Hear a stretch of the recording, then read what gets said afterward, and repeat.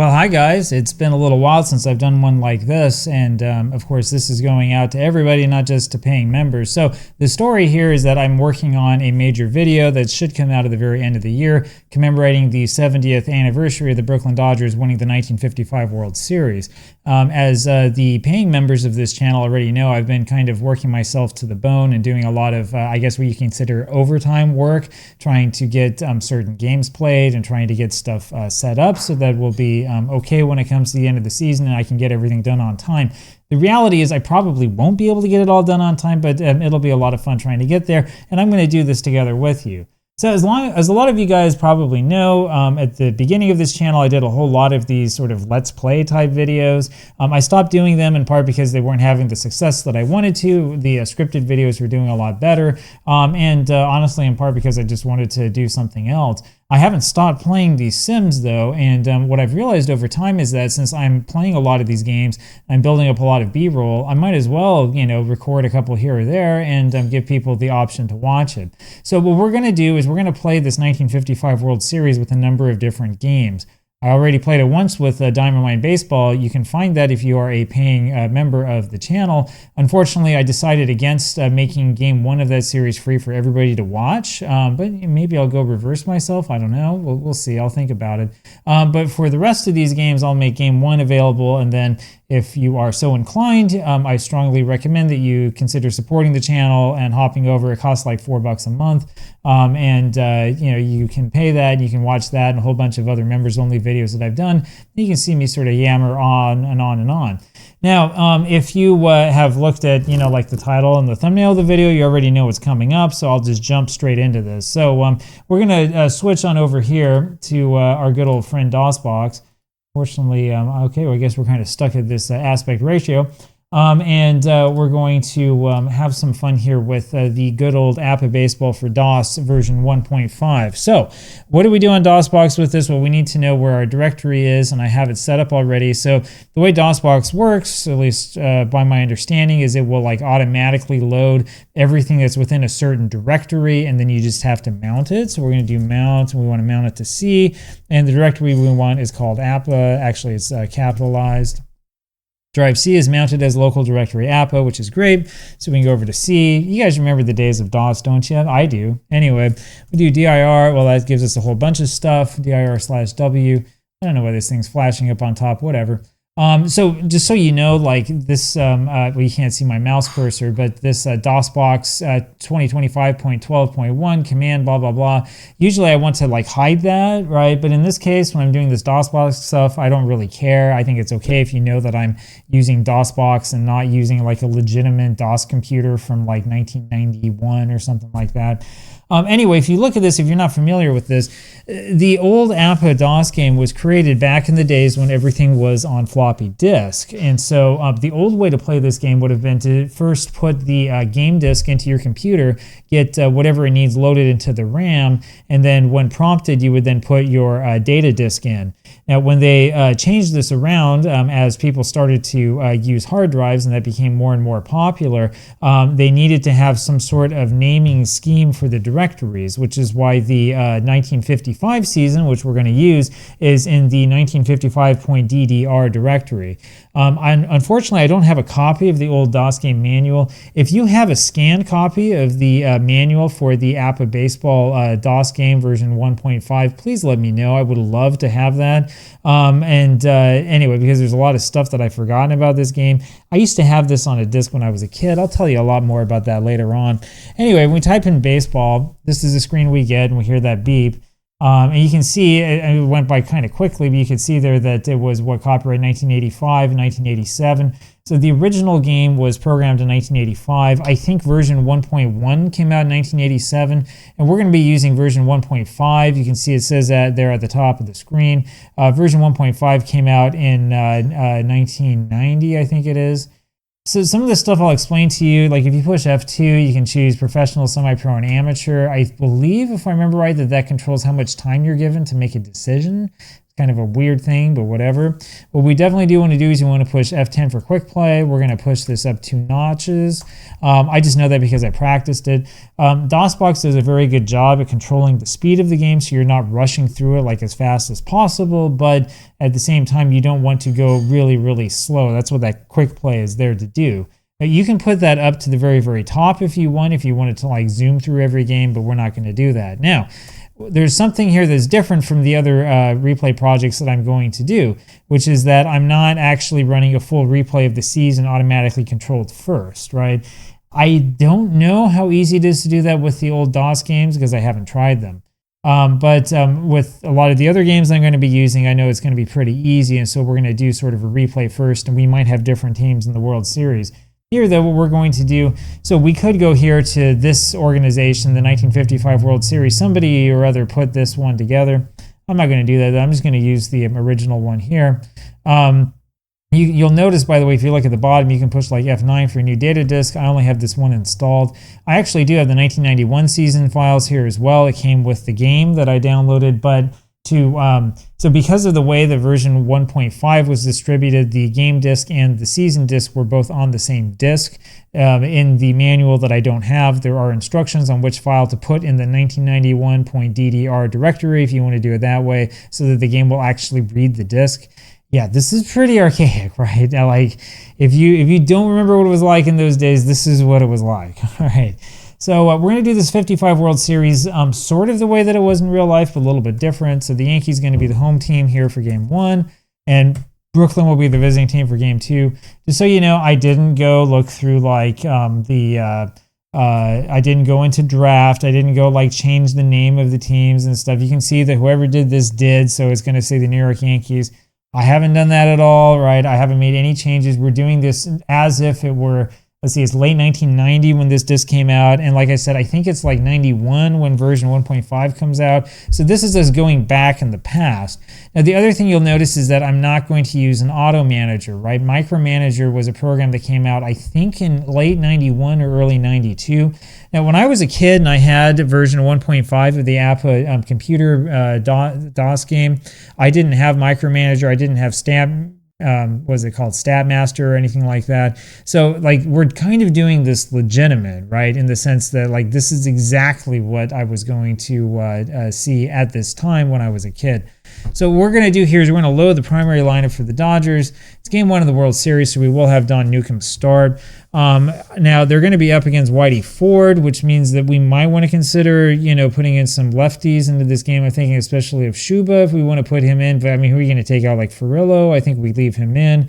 I think we leave Snyder in.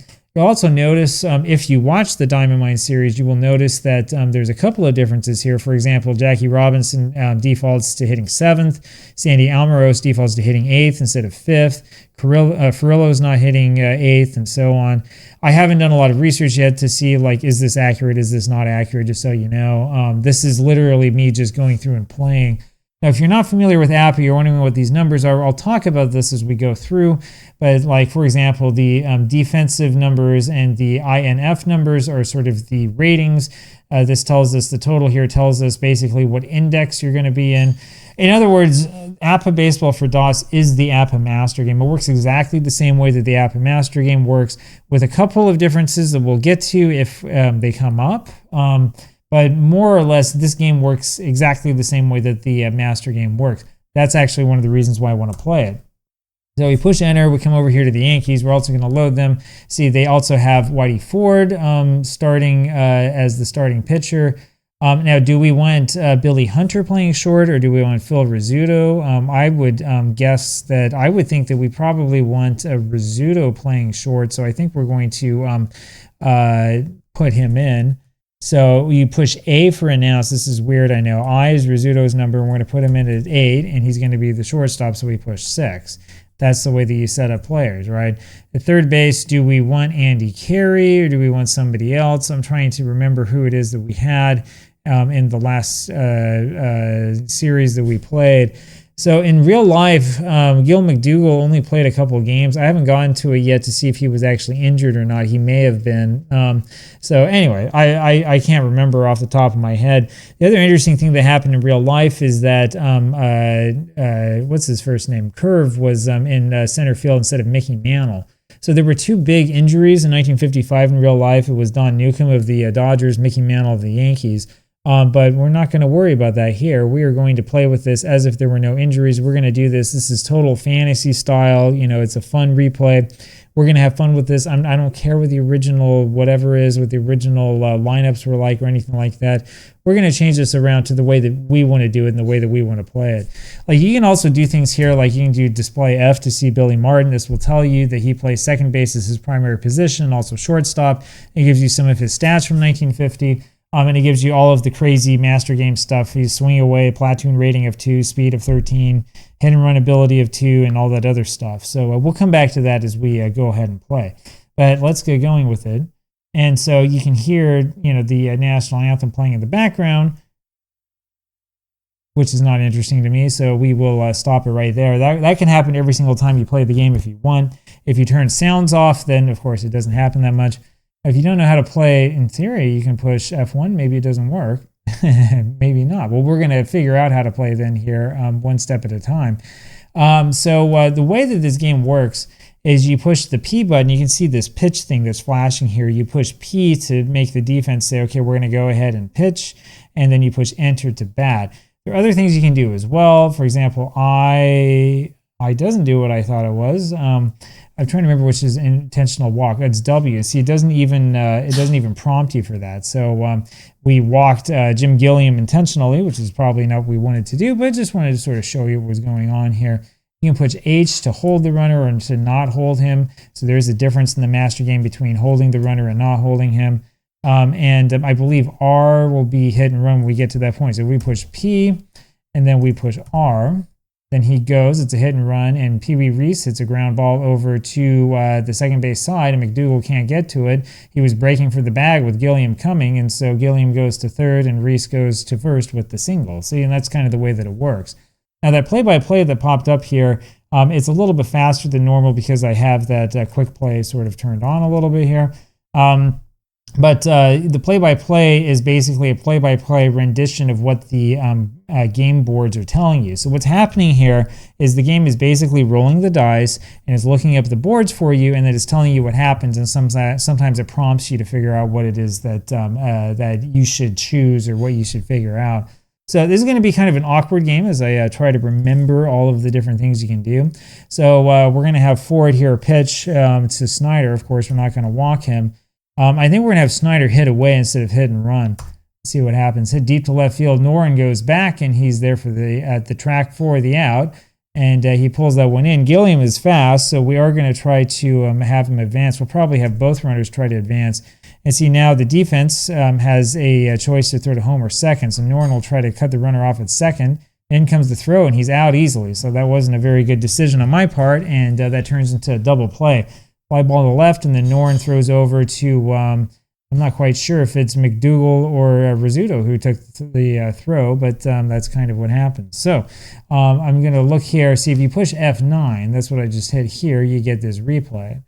F8 will bring up the visiting team roster. F7 is the home team. And I'm trying to remember if there's anything else that happens. I think that's about it. We figured W was walk, so we won't push that again. And then we'll just go through and do one thing at a time. There's another way that you can have, I think I is actually infield in. That's why you have to have someone on a third. So here's Roy Campanella. He hits this one straight to center field, and Mantle's got that one easily for the out, and we go to the bottom of the first inning. Now, as I've said, all of those play-by-play things that you're seeing here really come straight from the boards. So there is a way to sort of like, if you have access to the boards, to like figure out which play result it is that's coming up. People used to do that all the time. There are APBA journal articles about this from the early 90s. We're not going to worry about that right now. Here is Don Newcombe. He's going to pitch to Hank Bauer.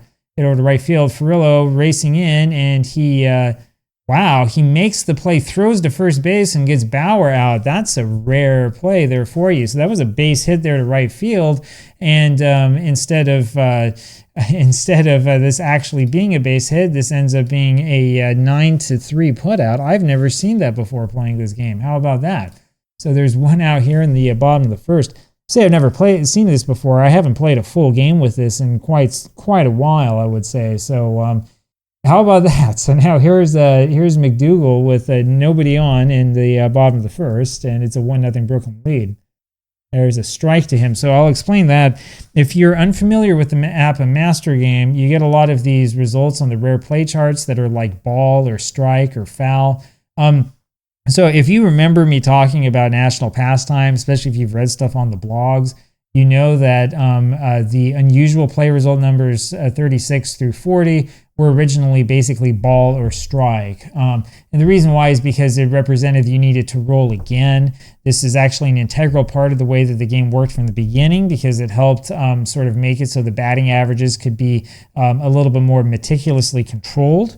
In other words, instead of being a 1 out of 36 chance for something to happen when you roll the dice, this allowed it to be like 1 out of 30 or 1 out of 31 or whatever, because of the number of these unusual play results that existed. And so what Clifford Van Beek, who made National Pastime, did is he made sure that all of those unusual play result numbers ended up resulting in something that was not going to ever charge an at-bat to the player. And so that's the reason why you have ball and strike there. The problem is that J. Richard Seitz decided to put that in on his rare play charts, which is a real feels bad thing, just like right here. Maybe this would have been a better rare play than that. So we're going to go ahead and we'll pitch.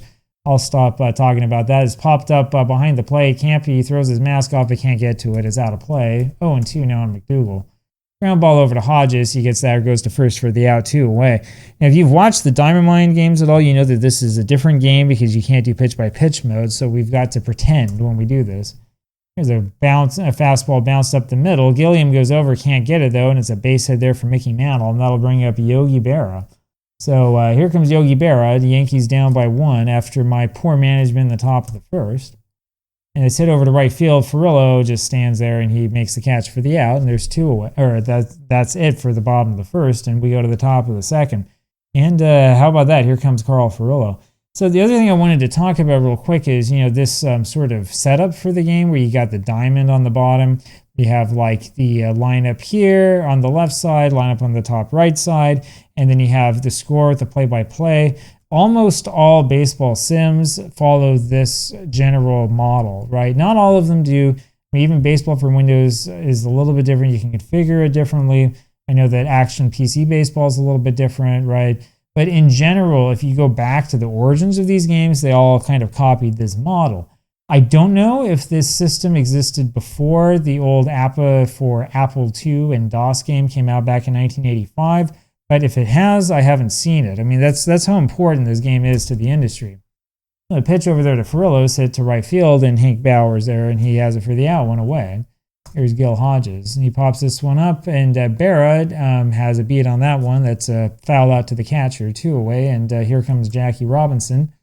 Deep to center field, and Mickey Mantle has that for the out, and we go to the bottom of the second. See, this game's actually pretty fast if you're not telling stories. Here comes Don Newcomb up to pitch, and he'll face Collins to lead this off. Hit over to center field. Snyder has a ways to go, but he gets there in time for the out, 1 away. Next up is Noren. A ground ball over to shortstop. Reese has it, throws over to first for the out, 2 away. And the other interesting thing here is if we push like number 7 here, this will bring up Sandy Amoros. What that does is that'll bring up your guy in the field. If we push 9, it'll bring up Carl Furillo, right? So you can check out and see, okay, what is it this guy's doing, right? Exactly what's happening. There's another way to do this as well. So I'm sorry, F7 is for the defensive team, F8 is for the offensive team, which is kind of dumb. But if you want to see like, anything about Andy Carey, we can push D and then 7. And we'll see he hasn't done anything in this game. He's the third baseman, hit 257 in real life. Yeah, the Yankees in 55 were a good team, but they had some problems. And one of the problems is they had a bunch of these guys you never heard of. Anyway, here comes the pitch to him. It's popped up. Campanella scrambles for this one. He makes the catch for the out. We go to the top of the third. If you've played a lot of APBA, you know already there's a lot of pop-ups to the catcher, thanks to the number 35. Up now, Sandy Amorose bloops this over to right field. Bauer, McDougal, and it's going to be Bauer who has that for the out. One away. Up now is Don Newcomb. Good hitting pitcher. Pops this one up, though, and it's going to be Berra making the put out. 2 away, and here's Jim Gilliam. That's in the dirt. Ball. Just 1 ball, so that's not going to be a walk. That's going to be something that we're going to have to pay attention to in this series because since there's no pitch-by-pitch mode, sometimes the ball will equal a walk. Here, that was just one of those rare play balls. Chopper back to Ford, flips over to first for the out. We go to the bottom of the 3rd inning, and it's going to be the Scooter leading this off for the Yankees. Lines this one to center field. Snyder runs back, he turns around, and he makes that catch for the out, 1 away. There's Whitey Ford, hits this to deep right center, but it's not going to go far, and Snyder has that for the out, 2 gone. And here's Hank Bauer. And see, there it is, finally, that's what I told you. So Bauer ends up taking a ball, and he ends up walking. So that's where we got to pay attention to that. Sometimes it's a rare play, sometimes it's not. That'll bring up McDougal. Only 1 hit for either team so far. 2 outs in the bottom of the 3rd. And let's do some hit and run. Let's have some fun. Bounce towards first base. Hodges has that. Goes to the bag for the out. Didn't help at all. And we go to the top of the 4th inning. Still 1-0 Brooklyn. Now here's Pee Wee. It's a grounder over to Rizzuto to his cousin. And Phil makes the play. Throws to first. There's 1 away. Duke Snyder now. Grounds that one wide of 3rd. Carey gets it and on to first for the out. And there's 2 gone. Here now is Roy Campanella.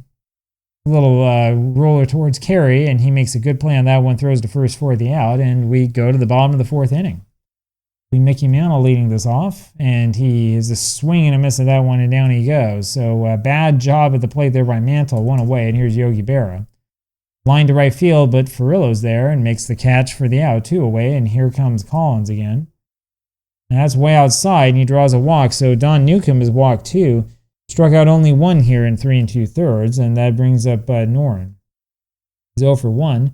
Ground ball to Gilliam, and he juggles that a little bit, but has it, and throws over to first for the out, and so we go to the top of the 5th inning. It will be Carl Furillo here for Brooklyn. A line drive past first base, and that's going to be over into the corner. Fair ball. Furillo rounding second, wondering about going to 3rd. We're not going to send him, though.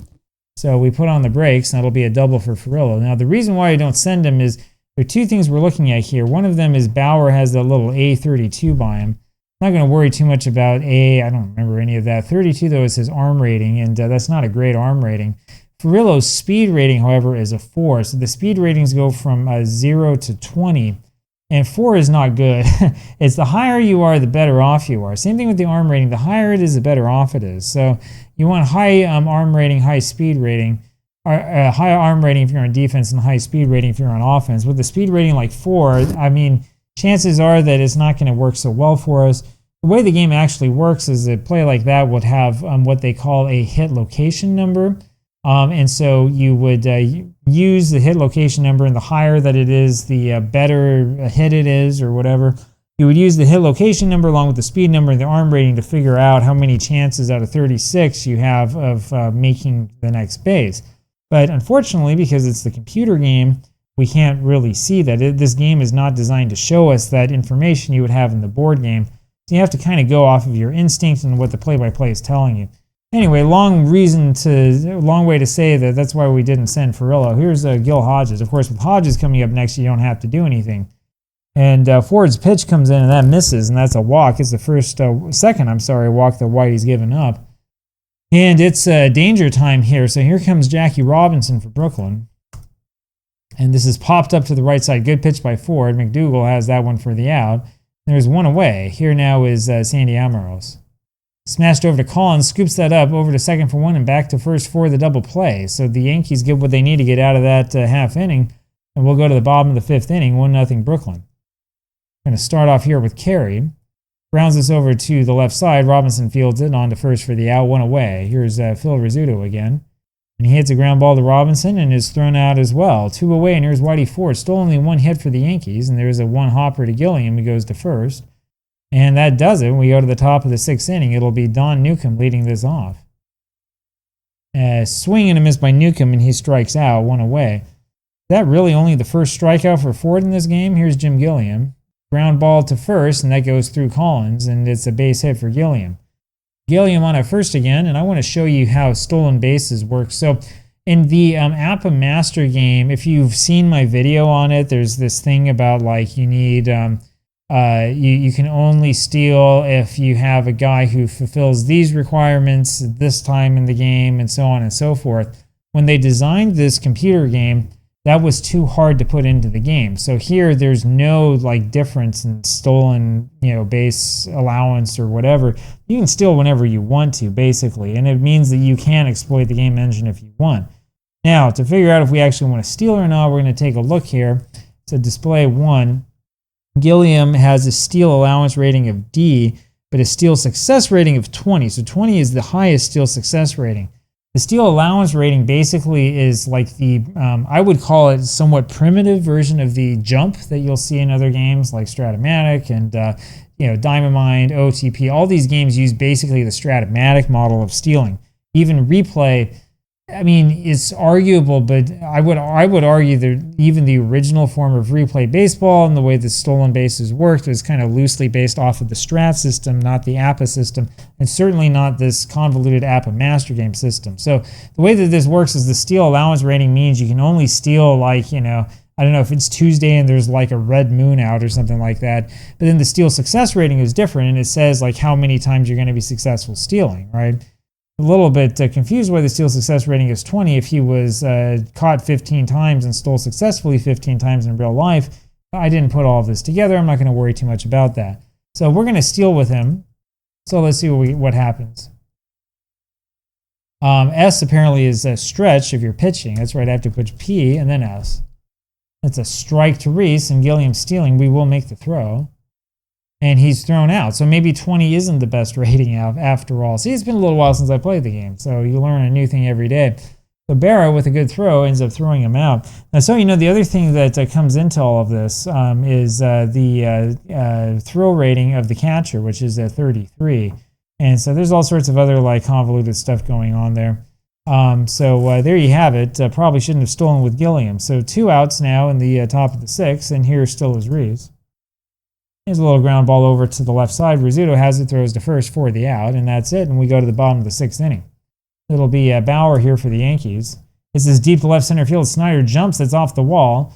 Bauer started to go for third, but he decides not to do it and stays at second. That's a double for Bauer, and that brings up Gil McDougall. So Yankees get their second hit of the ball game, down 1-0 now, and Newcomb may end up being struggling a little bit, but we'll see. Here comes McDougall.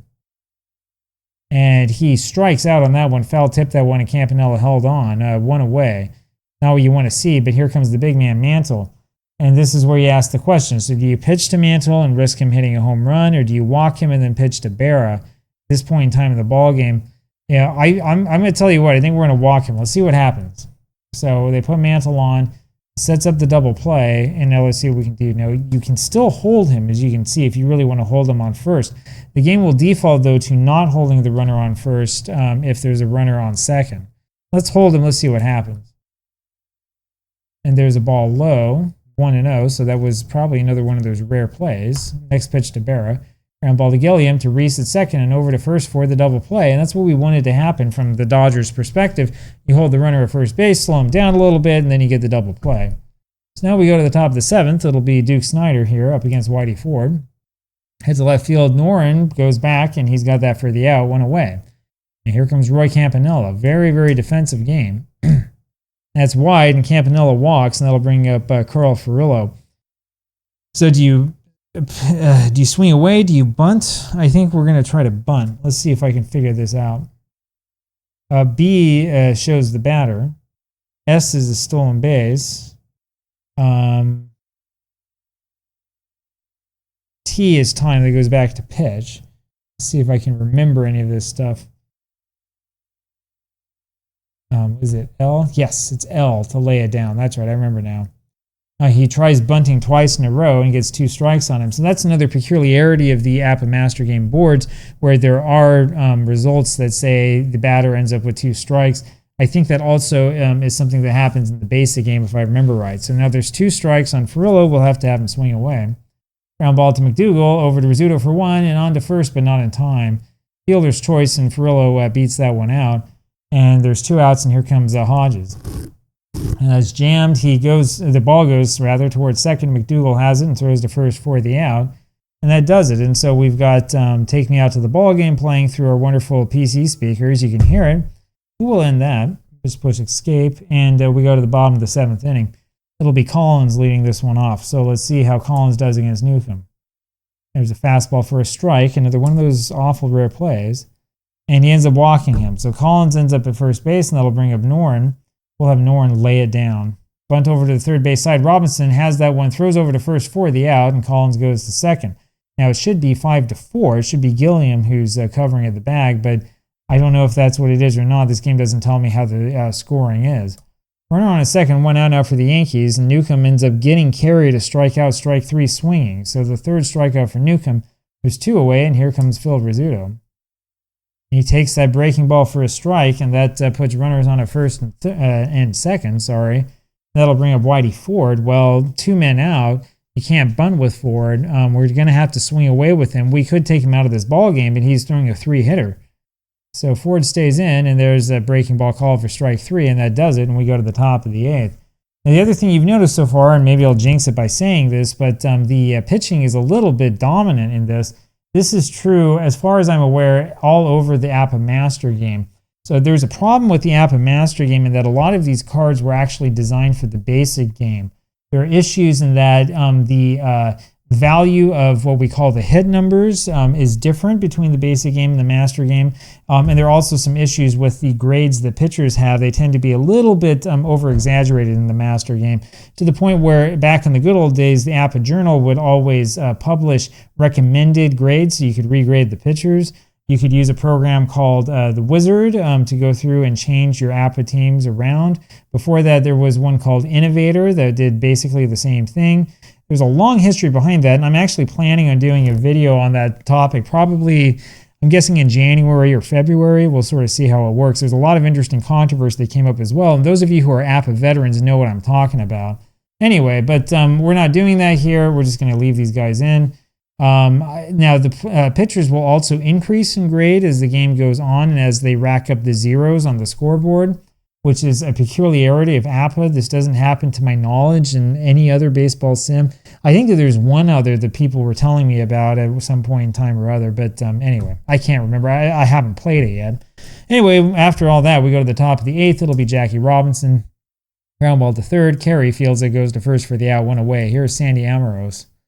And he strikes out, so Ford gets his second strikeout, and there's 2 away, and now here comes Don Newcomb, good hitting pitcher. Is this the right field? Bauer going back, but he's got it for the out, and we go to the bottom of the 8th inning. So you can see here Don Newcomb's grade, it says there R, which means he's a righty, and then 19 is his new grade number because he's had a grade advancement. The game doesn't tell you that this is happening. If you had never played the board game, you probably wouldn't even notice it, but if you have played the board game, you know to look for this. So it's Hank Bauer. And that's head towards Robinson, goes over his head, and that's going to be a double. Easy double there for Bauer. You'll notice there that play-by-play was similar to a play that we saw earlier with the ball going over Hodges. So that gives you kind of an example of the play-by-play sort of being reused and stuff. I'm not going to criticize it too much. Remember, this is a game that was originally made in '85, and this is actually very, very good for a game from '85. Instead, we're going to focus more on McDougal. Now, the question is, do we want to actually bunt with McDougal? Do we want to swing away? I think we're going to have him swing away here. It's kind of what my instinct tells me. But, 1-run game, you only have 3 hits. We'll see what happens. Fly ball left field, Amoros drifts over, has it for the out. And so normally we would say no. Amoros has kind of a weak arm. Let's go for it. Let's see what happens.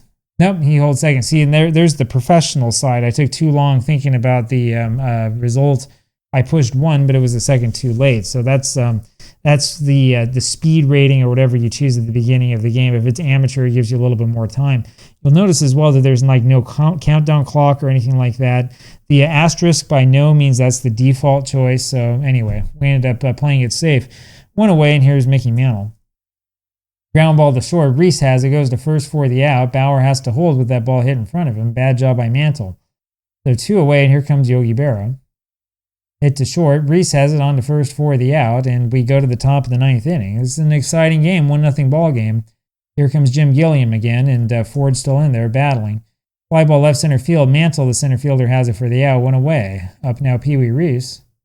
Loop to center field in the gap. Mantle runs over to it, and he gets there in time and makes the catch. Normally, I would say that's Yankee Stadium's park effects, but there's no park effects in this game. Original APBA Master Game didn't have them. 2 away, and here comes Duke Snider. Blast to right field, and that baby's gone. Snider with his first World Series home run, and there's the little homer flashing sign.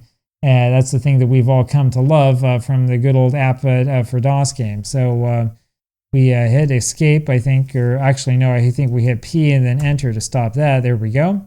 Campanella hits a ground ball to Rizzuto, fields it, throws to first for the out, and we go to the bottom of the 9th inning.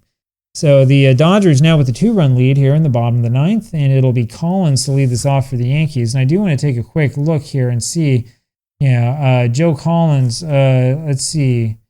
Collins was a 234 hitter. We have Billy Martin, who was a 300 hitter. I think that what we do is so you have to push A for announce, 5 for Collins, and then F for Martin. And then we want him to be the batter. Which, it's weird that I have to choose that, but anyway, there's a lot of weird stuff that happens with this game. Just wait, if the Yankees tie this up and we have to actually make defensive substitutions, and you're going to see how crazy this ends up getting. You just have to know how everything works, because this is from the DOS days when nobody helps you. Anyway, here comes Martin. Hits a ground ball over to Gilliam. He knocks that one down, throws quickly to first base. In time, great play by Gilliam. 1 away. Up now is Noren. We'll let him hit for himself. Fly ball to right field. Farilla's got that. There's 2 away. And the last hope is going to be Carey for the Yankees. Grounded short. Reese has that. Throws to first in time for the out. And that's out number 3. And there you go. So in the end, the Dodgers able to win this game 2-0. 2 runs, 4 hits, no errors. No runs, 3 hits, and no errors for the Yankees. And we could do a little Alt-P if we wanted to, but it's not going to work because I don't have a printer hooked up here. We could push U, but because we're using the professional baseball module, we cannot modify it. That's what that message means. So anyway, we're going to have to sit down. I'm going to have to write some notes probably off camera and remind myself, okay, it was Newcomb against Ford, and the Dodgers won this game 2-0. Now, the funny thing about this is that I don't think that there's a way to view a box score, if I remember right. I think you have to print it. And the other thing is that there's not a whole bunch of help screens or whatever that I can find. There probably is a button that I can push to try to make it work. By the way, that replay is F9, which just shows you the final play of the game. You can't go back to earlier plays. So if I really want to relive this, or if I want to hold on to stats or something like that, I'm going to have to go back and probably just rewatch the video. Anyway, so that's a long, long way of sort of explaining this game. There you go. That's the APBA Baseball for DOS game. And it was a lot of fun, actually. It was a lot of fun to play the game. Very, very defensive game, but the Dodgers were able to win this one in the end. And I hope you enjoyed this. I'm going to have more games. We're going to do the full 1955 World Series using this APBA game. So look for that coming soon to a members area near you. I hope that you consider, becoming a paying member of the channel. Even if you don't, I want to thank you for watching and for all the support you've shown to this channel and this project over the years. We have a lot more coming where this came from too, so don't think that we're slowing down. If anything, we're going to speed this up. You're going to see a lot more videos like this on the channel soon. So hope you're having a great day. Hope you enjoy the memories of the old APBA game. I'll talk to you again next time. Bye-bye.